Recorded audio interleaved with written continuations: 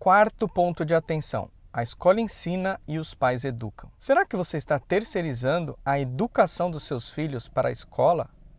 Ué, Júlio, mas não é isso? A função da escola não é educar os meus filhos?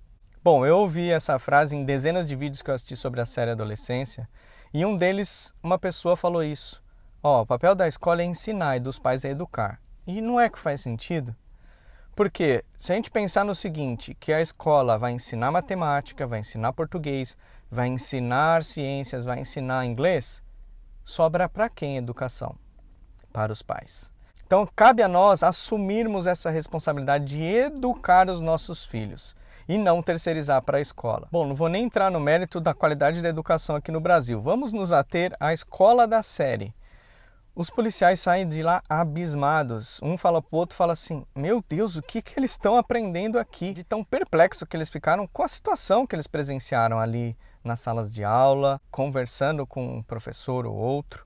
Mas como eu disse, eu não quero me ater à qualidade da educação na escola. Mas independente, pode ser a melhor escola, a mais conceituada, a educação do seu filho tem que partir de você, tem que partir da sua casa.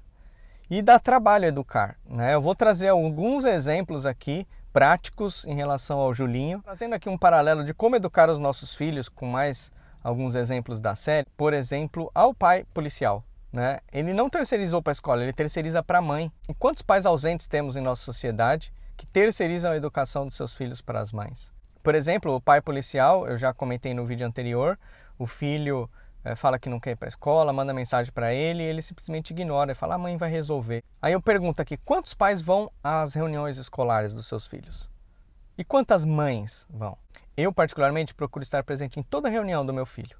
Seja reunião, seja uma atividade escolar. Lá eles fazem o Family Day, que é um dia onde você vê a rotina do seu filho na escola. E vocês acham que eles não esperam ansiosamente a sua presença? Eu sei que nem todos têm a flexibilidade de estar durante o horário comercial na escola, mas existem atividades que são aos sábados, que são em horários alternativos. Para tanta coisa a gente dá um jeito, né? Então tente dar um jeito de estar mais próximo da educação do seu filho em relação à escola. E esse tempo voa, gente. Hoje meu filho tem 9, amanhã tem 12, daqui a pouco tem 15, daqui a pouco está na faculdade. E será que eu aproveitei esse momento? E como eu disse, dá trabalho. Eu estava ouvindo um podcast do Thiago Brunet com o Joel J e suas respectivas esposas. E acho que foi o Thiago Brunet que disse que para você educar, você precisa dar o seu tempo para o seu filho. Porque às vezes a gente quer economizar tempo, né? Responde de qualquer jeito, faz vista grossa porque você quer o seu tempo para fazer outras coisas. Então, o educar é dar o seu tempo em prol do seu filho. Vou dar um exemplo simples aqui. Eu e a Cássia sempre deixamos, quando o Julinho era pequeno, os nossos celulares à vista, no braço ali do sofá. Eu não precisava esconder os celulares. E aí estou dizendo isso porque eu sei que tem pais que escondiam o celular porque a criança queria mexer e a criança era pequena, tinha 2 anos, 1 ano e pouco, né? E ainda não tinha acesso ao celular. Isso eu estou falando de 7, 8 anos atrás. Hoje acredito que a régua já desceu. Com 1 ano ou 2 as crianças já têm acesso ao celular dos pais. É claro que toda vez ele queria mexer no celular. Então a gente deixava o celular ali ao lado e ele ia mexer. O que a gente falava? Não. Quantos não a gente já não falou, né? Não. E aí ele ia tentava mexer. Passava um tempo, ele esquecia lá, mexia. Não. Então foram centenas de nãos até ele aprender e entender que não era para ele mexer. É algo simples, mas eu teria 2 opções.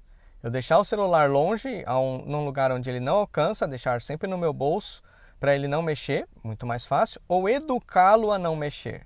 A gente optou em educá-lo a não mexer. Vou dar um exemplo agora de uma outra amiga. A Cássia conversando com elas justamente sobre essa educação de filhos, tá? Os 2 pequenos, né? O filho dela também era pequeno. E ela confidenciou com a Cássia e falou assim: nossa, tá difícil eu visitar as pessoas com meu filho. Porque ele mexe em tudo, né? Sabe como é? Criança, né? Então, às vezes, sabe aqueles racks cheios de bibelô, cristal, coisas que podem quebrar? Eu não posso ir numa casa dessa porque ele quer mexer e aí ele pode quebrar e eu fico sem graça. Então, às vezes, eu prefiro nem ir. Ou quando eu tenho muita intimidade com a pessoa, eu falo: fulano, eu vou aí, né, tal, a gente vai comer uma pizza, mas se você puder tirar todas as coisas lá do seu rack, só para o meu filho não quebrar, né? Ou seja, ela não usou a nossa estratégia do celular. A gente nunca precisou tirar as coisas do nosso rack E quando a gente ia na casa dos outros, o Julinho fazia o quê? Não mexia. Ou quando ele ameaçava mexer, a gente só olhava e falava assim, não. Mas não foi por conta daquele não. E ele, nossa, como ele é super educado, né? Não, foram vários e vários nãos em casa, a ponto dele entender que não é para mexer. Agora vamos pensar aqui, o que faz mais sentido? Você não ir visitar os seus amigos porque seu filho mexe no hack?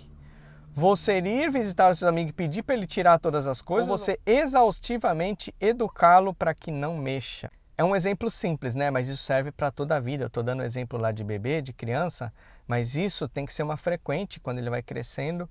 Como eu disse, meu filho tem 9, quando ele tiver 12, quando ele tiver 15. A gente precisa educar, ensinar, falar. E aí quando vai crescendo, os assuntos vão ficando mais complexos e a insistência precisa ser maior.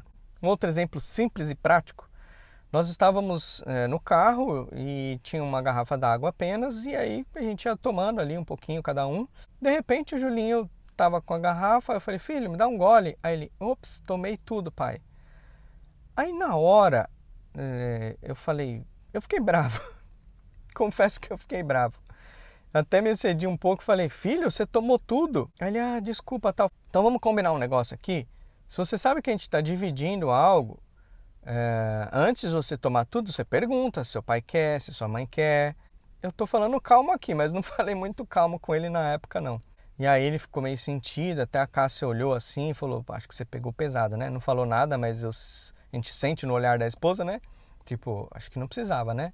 E aí, mais uma vez, precisava? Eu poderia ficar quieto, parar num próximo posto, numa padaria, comprar uma água para cada um e não teria esse problema.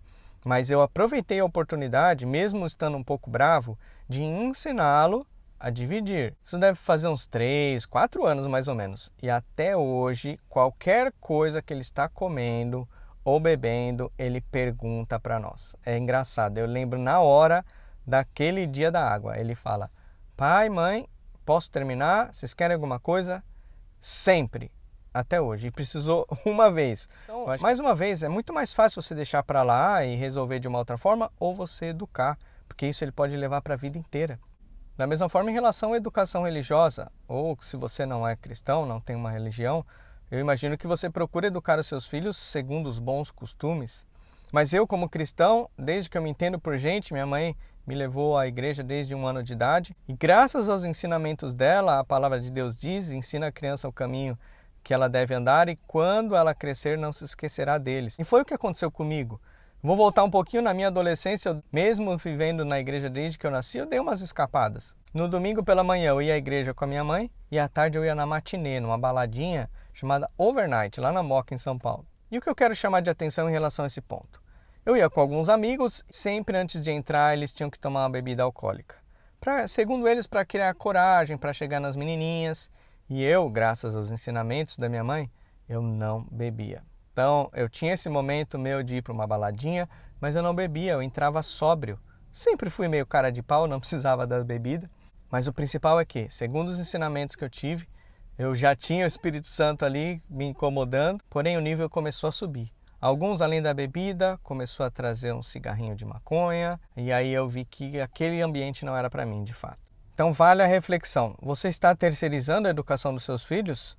Seja para a escola, seja para a igreja. Pai, você está deixando tudo nas costas da mãe ou você está dividindo o fardo? E pior, se ninguém dentro da sua casa está educando seus filhos, alguém lá fora está. Como já disse anteriormente, existem grupos na internet que podem estar educando seu filho. Educando como ele se comporta no emprego, educando como ele arruma um emprego, educando se ele precisa de fato de um emprego ou se ele viver de bets, de tigrinho, está resolvido a situação. Então valorizem a educação que vocês podem dar aos seus filhos agora, desde pequeno, seja na adolescência, porque tanto ele como a sua família colherão bons frutos. Espero que esse quarto ponto tenha feito você refletir sobre a educação do seu filho e eu volto em breve com o quinto ponto de atenção, falando sobre o excesso de tecnologia. E se você ainda não me segue, não está inscrito no meu canal, faça isso agora em todas as redes sociais para acompanhar essa série e outros vídeos que postarei aqui em breve.